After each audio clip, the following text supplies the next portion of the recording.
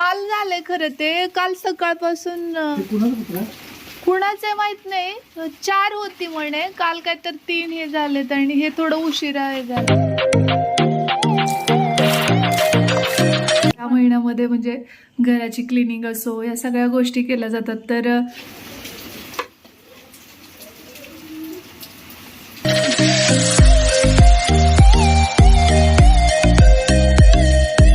अधिक महिना निघालाय. आमच्या गावाकडे त्याला धोंड्याचा महिना म्हणतात. तुमच्याकडे काय म्हणतात? म्हणजे धोंडे केले जातात, विशेषतः जावाई लेक.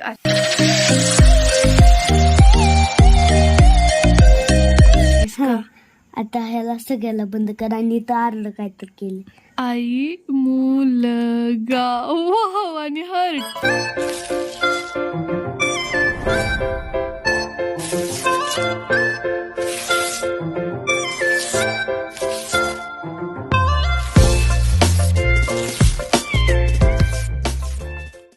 हाय हॅलो नमस्कार. आपल्या चॅनलवरच्या आणखी एका नवीन व्लॉगमध्ये मी वर्षा तुमचं अगदी मनापासून स्वागत करते. इथं खूप छान फुल उमललेलं, पण ते थोडा वेळ झालं परत असं काय म्हणतात ते मिटवून घेतलेत आणि बहुतेक त्याला सुद्धा थंडी वाजते की काय, कारण पाऊस सतत चालू आहे कोल्हापुरामध्ये. आणि हे बघा, हे पण किती सुंदर फुलले आणि असं छान छान फुलं यायला लागली ना, खूप भारी वाटते खरं. म्हणजे नाही का, आपण जे काही एफर्ट्स घेतलेले असतात तर त्यासाठी असं वाटतं की नाही, आपण लावलेल्या झाडाला आता फुल येतंय किंवा फळ येतंय, ते फिलिंगच काही वेगळं असतं. तर तुम्ही कोणकोणती झाडं लावलेली आहेत तुमच्या अंगणामध्ये ते मला कमेंट बॉक्समध्ये सांगा. आणि खरं भारी वाटतं की नाही, मध्यंतरी एक दारामध्ये ना कलिंगड हे केलेलं होतं, म्हणजे बी पडलेलं होतं त्याचं आणि त्याला कलिंगडं यायला लागली होती. काय म्हणतो आपण, टरबूज तशा पद्धतीने. पण आता ते खरं तर पावसाने गेले. पण त्यावेळेस पण श्री खूप खुश झालेला की नाही का, म्हणजे त्याला छोटी छोटी कलिंगडं येत होती. तर बघा, अधिक महिना निघालाय. आमच्या गावाकडे त्याला धोंड्याचा महिना म्हणतात. तुमच्याकडे काय म्हणतात ते सांगा मला कमेंट बॉक्समध्ये. आणि म्हणजे धोंडे केले जातात, विशेषतः जावाई लेक अशा, आणि त्यानंतर पाहुणे रावळे सगळ्यांना बोलवलं जातं एकमेकाच्या घरी धोंड्याचं जेवण करण्यासाठी. तर आता सध्या तर पावसाचं वातावरण आहे ना, आम्ही तर इकडे आहोत, त्यामुळे मी इथं ते तिकडे असं बरंच काही हे आहे त्यामुळे. पण जनरली गावाकडे खूप छान पद्धतीने हे सेलिब्रेट केलं जातं.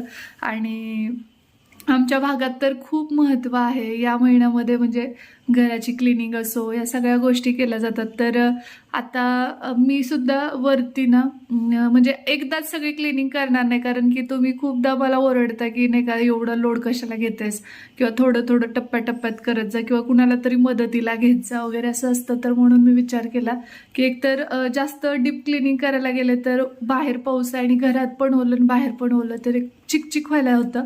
त्यामुळे मग मी अगोदर अगदी थोडं थोडं क्लिनिंग मी करणार आहे. म्हणजे एवढं जास्त लोड घेऊन असं नाही करणार, थोडं थोडं टप्प्याटप्प्याखाली. तर दाखवते तुम्हाला आज मी काय क्लीन करणार आहे. ते अधिक महिन्याची क्लिनिंग करायची सुरुवात आजपासून करणार आहे. हळूहळू आपण ते करूया.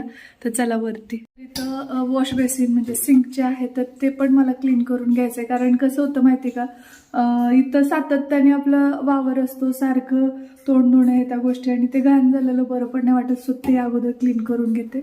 तर सगळ्यात अगोदर इथं मी लिक्विड सोप जे आहे ते पंप करून घेतलं आहे. आणि जो नळ आहे ना तो सुद्धा मी व्यवस्थित क्लीन करणार आहे. तर इथं आता ब्रशच्या मदतीने मी हे घासून घेते, जेणेकरून पूर्णपणे सगळी डर्ट घाण जिथं काही काणा कोपरा असतो ना तर ते सगळं छान क्लीन होतं. जसं आपण दात ब्रशनी घासतो ना, तर त्यावेळी दातामध्ये भेगांमध्ये सुद्धा काही गोष्टी अडकल्या असतील तर कशा त्या क्लीन होऊन जातात. अगदी त्या पद्धतीने ते छोट्या छोट्या काही आहेत खाचखळगे असल्यासारखं, तर ते पण क्लीन व्हावं या हिशोबाने मग मी ब्रश घेतलेला आहे. आणि आता हे छान घासून घेते. खरं तर अधिक मास म्हटलं की सगळ्या गोष्टी चांगल्या शुभ असंच आपण समजतो, आणि त्या अनुषंगाने मग सगळी स्वच्छता आणि सगळ्या गोष्टी करत असतो. आणि यावर्षी तर श्रावण अधिक आलेला आहे, त्यामुळे तर काही विचारायलाच नको, इतकं पावित्र्य आहे या सगळ्यात. बरं, तुम्ही एक गोष्ट नोटीस केली आहे का, आपल्या इकडे कुठलेही सणवार असू देत किंवा काहीही कार्यक्रम असेल तर सगळ्यात अगोदर आपला फर्स्ट प्रिफरन्स जो असतो तो क्लिनिंगचा असतो. असतो स्वच्छतेचा. त्याचं रिझन काय माहिती का, की जी काही निगेटिव्हिटी आलेली असते किंवा जे काही मळब असतं ते सगळं पूर्ण क्लीन व्हावं त्या घाणीसोबत, ह्या उद्देशाने आपण त्या सगळ्या गोष्टी करत असतो. आणि जितकं स्वच्छता असेल तेवढं जास्त फ्रेश वाटतं, पॉझिटिव्ह वाटतं. तर आणि आरोग्यदायीसुद्धा ते असतंच की, कारण हायजीन मेंटेन केली तर आपलं आरोग्यसुद्धा त्या दृष्टीने चांगलंच राहतं. तर बघा, बोलत बोलत माझं हे नळ आणि सिंक दोन्हीही चकाचक क्लीन करून झालेलं आहे. सिंक छान क्लीन करून झालं माझं. सो आता पुढचं पाऊल म्हणजेच बाहेरची थोडीशी क्लीन करावी. पाऊस येतोय खूप आणि दरवाजेसुद्धा उघडायला खूप प्रॉब्लेमॅटिक होते. तर इथं दिसत असेल बघा तुम्हाला, इथला जो पोर्च आहे ना, हा बाहेरचा, बाहेर पाऊस किती जोराचा सुरू आहे बघा, कॉन्स्टंट चालू आहे, कॉन्स्टंट, बंदच नाही आहे. आणि हा जो पोर्शन आहे ना, तर हा बऱ्यापैकी घाण झाला आहे. तर हा क्लीन करून घ्यावा म्हणते मी. कारण काय व्हायला लागलं आहे की पाऊस येत असल्यामुळे म्हणा किंवा तितका इकडं आत येत नाही पाऊस, पण तरीसुद्धा थोडंसं नाही का इथं म्हणजे वावरायला वगैरे स्वच्छ असेल तर कपडे वाळत घालायला ते छान वाटतं. आणि सातत्याने मग ते थेंब पडले आणि इथलं झाडून वगैरे मारणंच होत नाही आहे पावसामुळे. तर ते सगळं चिकट व्हायला लागलं. त्यामुळे एकदा छान घासून घेते आणि पाण्याने असं लोटून देते, म्हणजे मग ते स्वच्छ होईल आणि मग मला इथं कपडे वगैरे वाळत घालायला काही प्रॉब्लेम येणार नाही. इथं दोरी बांधली आहे, कारण ऑब्वियस आहे की ऊनच नाही आहे तर कपडे कसे वाळणार. सो असं काहीतरी जुगाड करावा लागतो. तुम्ही काय करतायत सध्या ते सांगा कपडे वाळण्यासाठी, आणि तुमच्याकडे पाऊस आहे की नाही ते सुद्धा सांगा. थंडी तर खूप आहे.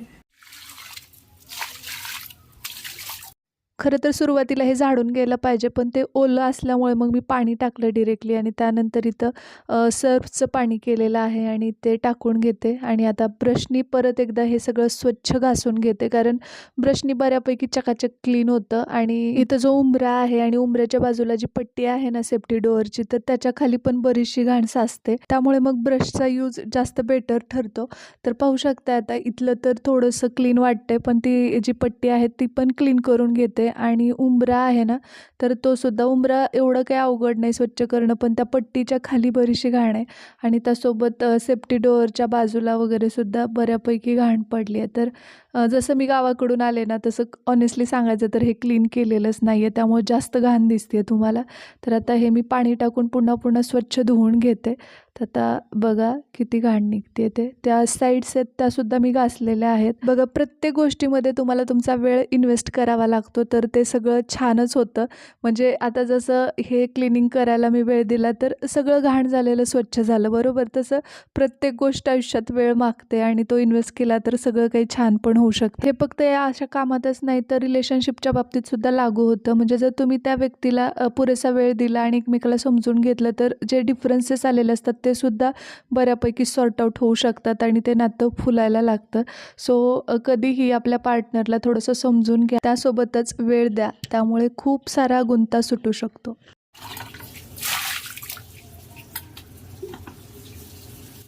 येस, इथली क्लिनिंग झालेली आहे, चकाचक पाहू शकताय. आणि खूप भारी वाटतं मला जेव्हा जेव्हा मी क्लिनिंग करते ना, पूर्ण मळब गेल्यासारखी होते. किती जरी असं नाही का म्हणजे आता काही नको करायचं असं वाटत असेल आणि क्लिनिंग म्हणलं की मला भारी वाटतं, मला वैयक्तिक ते आवडतं. आणि गावी गेल्यास पण माझं तेच असतं, म्हणजे जास्तीत जास्त माझा क्लिनिंगवर भर असतो. ढोळ्याला जाऊ दे किंवा लांब जाण्यात जाऊ दे. आणि छानपैकी स्वच्छ केलं आहे मी आता इथलं. तर आता खाली जाऊ, चला आता खाली. आज एक छानशी रेसिपी बनवावी म्हणते, थोडंसं तोंडाला चव यावी ह्या पद्धतीने, हलकी फुलकी पण असावी प्लस हेल्दी पण असावी. तर ती काय असणार आहे ते मी दाखवते. चला किचनमध्ये. आज स्पेशल असं म्हटलं तर बनवणार आहे मी आपले जे, एक मिनिट दाखवते तुम्हाला, सोयाबीनचा सांडगा असतो ना, आम्ही तर सांडगाच म्हणतो, काही आता सोयाबडी, सोया चंक्स असं काही काही म्हणतात. तर याच्यापासनं छानसं एक सोया पुलाव म्हणू शकता तुम्ही, असं काहीतरी बनवावं म्हणते, कारण याच्यात प्रोटीन भरपूर जास्त प्रमाणात असतं. आणि या दिवसांमध्ये तर खूप गरज आहे आपल्याला ऊर्जेची आणि सगळ्या गोष्टीची. सो त्यामुळे मग हेल्दी पण होईल प्लस हलकं फुलकं पण होईल, ह्या हिशोबाने बनवते. तर चला आता लागू आपण तयारीला, कारण की कुठलाही पदार्थ बनवायचा म्हटलं की खूप साऱ्या गोष्टी आपल्याला करायच्या असतात आणि त्याचं प्रिपरेशन झालं की मग पुढे कंटिन्यू करू. तर इथे एका भांड्यामध्ये मी सोया चंक्स घेतलेत, हे आता उकडवून घेते मी. आणि आता याच्यामधलं जे एक्स्ट्राचं पाणी आहे ते क्वीज करून घ्यायचं आहे. श्रीला आणि मला जेवढं लागणार आहेत तेवढेच मी उकडवून घेतलेत. आता इथलं पाणी क्वीज केल्यानंतर इथं जे दही दिसतंय तुम्हाला एका डब्यामध्ये, त्याच्यात मी हे टाकते. आणि आता याच्यामध्ये मला टाकायचे ते म्हणजे मीठ, हळद आणि त्यासोबतच आपले जे काही मसाले असतात ना रेग्युलरचे, जसं की बिर्याणी मसाला. इथं मी सुहाणाचा मसाला यूज करते, तुम्ही कुठलाही यूज करू शकता. नसेल तर साधा आपला मटन मसालासुद्धा वापरू शकता. आणि हे छान मिक्स करून घ्यायचं. या स्टेजलाच थोडंसं तिखटसुद्धा मी टाकलं आहे, परंतु अगदी क्वचित, कारण स्त्रीला जास्त ते आवडणार नाही त्यामुळे. आणि आता हे झाकून ठेवते. तर सोयाबीनचा जो सांडगा आहे ना, तर तो मी उकळून घेतला आहे आणि असं क्वीज करून आता त्याच्यामध्ये मी दही वगैरे घालून तो मॅरिनेट करायला ठेवला आहे. तर दाखवते तो कसं झालं ते.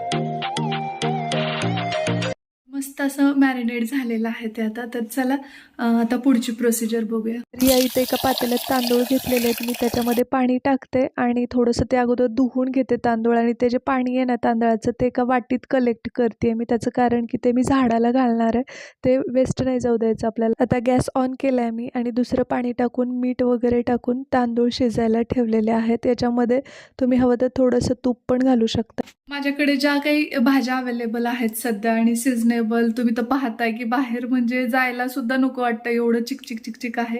सो ज्या भाज्या अवेलेबल आहेत त्याच मी यूज करणार आहे. पण माझा प्रयत्न असा असणार आहे की जास्तीत जास्त ते हेल्दी बनावं. सो चला आता लागू तयारीला. कांदा चिरून घेतलाय, ढोबळी मिरची, गाजर, त्यासोबत लसणाच्या 2 पाकळ्या, हिरवी मिरची आणि कोथिंबीर पण, आणि थोडंसं अद्रक आणि कढीपत्ता. भाज्या वगैरे ऑलमोस्ट कट करून घेतल्यात मी, ज्या काही अवेलेबल आहेत त्या. आता पुढची प्रोसिजर दाखवते. तुम्ही कसं बनवता सोया चंक्स, त्याची भाजी काहीही बनवलं तर ते भारीच. मी लांबजण्यात होते त्यावेळी छानसं सोयाबीनची पातळ भाजी बनवलेली, म्हणजे सगळ्यांनाच खूप आवडली होती. जाऊबाईंना सुद्धा आमच्या त्यांनी विचारलेले कसं बनवली वगैरे म्हणून. सो त्याची रेसिपी सुद्धा आपल्या चॅनलवर आहे. पण आज मी पहिल्यांदा राईस सोबत असं काहीतरी वेगळं एक्सपेरिमेंट करते.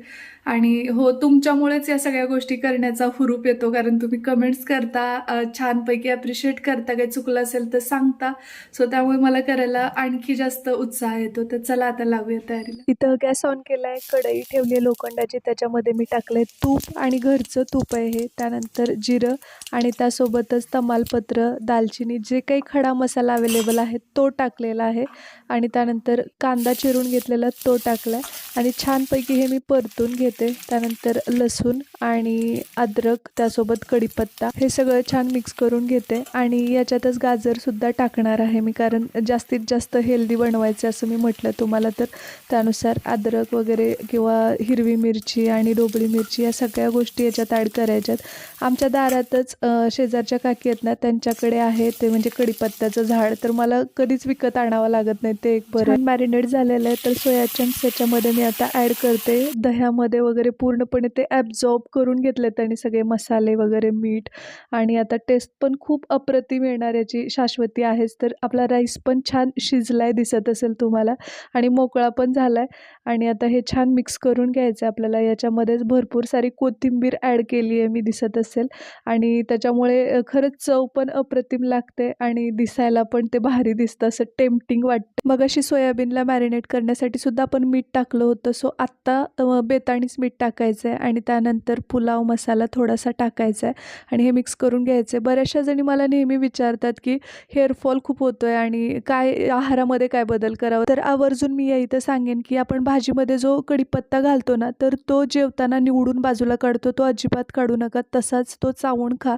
त्याचा केसांसाठी खूप उपयोग आहे. आणि भाजीत जर कढीपत्ता टाकत नसाल तर जास्त वापर करा आणि हे नक्की करून बघा आणि मला परत रिझल्ट सांगा. तर आता तयार झाला आपला मस्त असा सोया पुलाव, किंवा तुम्ही म्हणू शकता तर सोया राईस सुद्धा. काय नाही, तुला एक सरप्राईज दाखवायला. तुझ्या हातावर काय केलंय ना ते बघ. आता काय केलंस? आई केलंस का? आता ह्याला सगळ्याला बंद कर आणि इथं आरलं काय तर केलं. आई, मुलगा, वाव, आणि हर्ट. बापरे, अर्धा हात काढलाय केवढं सुंदर केलं. जोडलं की फुल हर्ट. कुठलं बघितलं ते? कुठलं नाही, मला आयडिया आली. होय, काय तू सॅड झालेली होतीस म्हणून. सॅड झाले म्हणून केलं. बघा, सकाळी उठल्या उठल्या सगळ्यात अगोदर आपण करतो ती म्हणजे अंगणाची क्लिनिंग आणि ते स्वच्छ करायचं म्हणून मी सकाळी अंगणात गेले, पण इथं डॉग झोपलेला दिसला मला. तो डॉगीचं पिल्लू आहे ॲक्च्युली ते. तर म्हणून मग मी विचार केला की त्याला कशाला डिस्टर्ब करा, जाऊ दे आपण थोड्या वेळाने क्लीन करू. थोड्या वेळाने पुन्हा गेले तर परत ते तिथंच ॲज इट इज त्याच पोझिशननी झोपलेलं होतं आणि काहीच म्हणजे त्याची साईड पण चेंज झालेली नव्हती. त्यामुळे मला थोडी शंका आली. मग मी यांना कॉल केला तर हे म्हटले की थोडंसं त्याला हलवून बघ. तर मी ते एका काठीने थोडंसं डिवचलं तर ते हललंच नाही. तेव्हा खूप भीती वाटली मला आणि असं वाटायला लागलं की आता काय झालं याला, म्हणून मी शेजारच्या काकींना वगैरे बोलवलं. तर ते म्हटले की हे मेलं आहे म्हणून. आणि मग नंतर कॉर्पोरेशनचा नंबर एक पाटील काका आहेत त्यांच्याकडे जाऊन घेऊन आले मी आणि कॉल लावला. तर त्यांना मी खरं खूपदा फोन लावला पण ते रिसिव्हच करत नव्हते. परत यांना मी सांगितलं, यांनी फोन लावला तर ते म्हटले की थोड्या वेळात ते येतील आणि मग ते त्या पिल्लाला घेऊन जातील. सो खूप वाईट वाटलं आणि माझ्यापेक्षा सुद्धा श्रीला जेव्हा हे माहीत झालं ना त्याला जास्त ते वाईट वाटलं आणि सारखं येऊन तो पाहत होता 2-2 मिनिटात. बघा इथं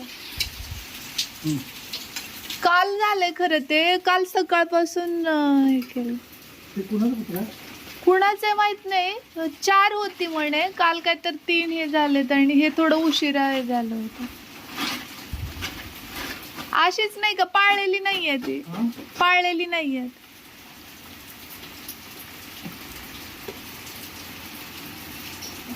श्री खाली ये, डॉगीला न्यायलेत बघ.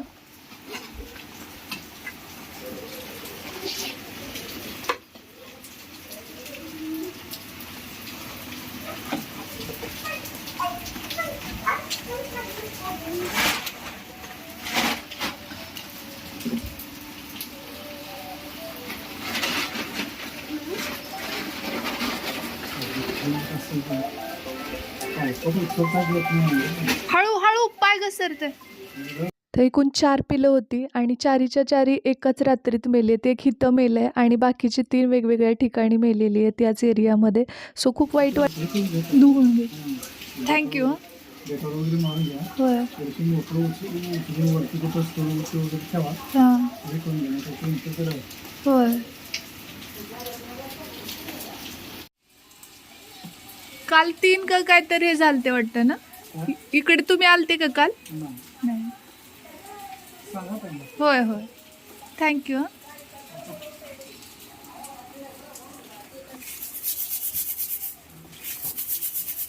ते पिलाला घेऊन गेल्यानंतर त्या जागेवरती थोडंसं सर्फ टाकून ते घासून घेतलं स्वच्छ. त्यानंतर मग परत डेटॉल, परत हँड सोप जे असतं ना आपलं हँडवॉशचं, ते असं बरंच काही टाकून मी ते क्लीन केलं आणि शेवटी गवतर असतं ना गोमूत्र, ते टाकलं. खरं तर श्रीला ना पेट खूप आवडतात आणि तो नेहमी हट्ट करत असतो, पण मीच त्याला म्हणत असते की बाळा अगोदरच एवढा व्याप आहे मागे आणि मग ते त्याचं कोण करणार त्या पेटचं. त्यामुळे मग मी त्याला टाळत असते नेहमी. पण ते जेव्हा अंगणात इथं असायचे ना ते पिलं खेळायलेली किंवा रात्री पायऱ्याखाली झोपायला वगैरे एका दुसरं पिलू यायचं, तर त्यावेळी त्याला ते खूप भारी वाटायचं आणि तो खायला चपाती दे किंवा ब्रेड दे असं करायचा. मलाही वाटायचं की त्याची इच्छा आहे पाळायची, तर कमीत कमी ते अंगणात येत आहेत, खेळत आहेत, बागडत आहेत, तर सोके चालू देत म्हणून मग मी पण त्याला काही रागवायची. पण मग हे असं काही झालं ना खूप वाईट वाटतं आणि लक्षात येतं की आयुष्य किती क्षणभंगूर आहे आणि शरीर किती नश्वर आहे. ते म्हणजे देह सोडला की लगेचच सुरू होतं त्याच्यावरती माशा बसणं ह्या त्या गोष्टी. तसं झाल्यामुळे मग कालपासून मी अंगण वगैरे क्लीन केलेलंच नव्हतं. सो आज पूर्णपणे ते स्वच्छ करून घेते आणि इथं बऱ्यापैकी शेवाळलंय. तर मग अशी ते काका पडत होते, मला खूप भीती वाटली. सो ते पण घासून काढावं म्हटलं, बघू किती निघतंय ते. तर तुम्ही सुरू केली की नाही अधिक महिन्यातली क्लिनिंग वगैरे? आणि खरं क्लिनिंग करायला बाहेर कोरडं असेल ना तर खूप मजा येते, कारण मग आपण जास्त प्रमाणामध्ये सगळे एक एक रूम क्लीन करू शकतो. जसं की आता आज किचन क्लीन केलं, उद्या हॉल, म्हणजे दसऱ्यात जसं क्लिनिंग करतो तसं. पण ऊन असतं त्यावेळी, पण या सीझनमध्ये पण आल्यासारखं होतं ते. आणि जर भांडी वगैरे नाही वाळली किंवा ज्या गोष्टी आपण क्लीन केल्यात त्या नाही सुकल्या तर परत भुरा येल्यासारखं व्हायला होतं, विशेषतः कोल्हापुरात तरी. त्यामुळे मग मी थोडं थोडं सुरू केलंय आज. आणि ऑब्व्हियस तुम्ही नेहमी रागवता मला की खूप लोड घेतेस, सो मी अगदी एक एक एक एक गोष्ट करायचं ठरवलं. आज 2च गोष्टी क्लीन केलेल्या आहेत आणि रेग्युलरचं आपलं क्लिनिंग तर ते असतंच. तर आय होप की तुम्हाला आजचा व्हिडिओ नक्की आवडला असेल तर व्हिडिओला लाईक करा, शेअर करा आणि सबस्क्राईब करायला अजिबात विसरू नका. भेटूया लवकरच उद्याच्याच नवीन व्लॉग सोबत. तोपर्यंत जय हिंद, जय महाराष्ट्र, जय जिजाऊ, जय शिवराय.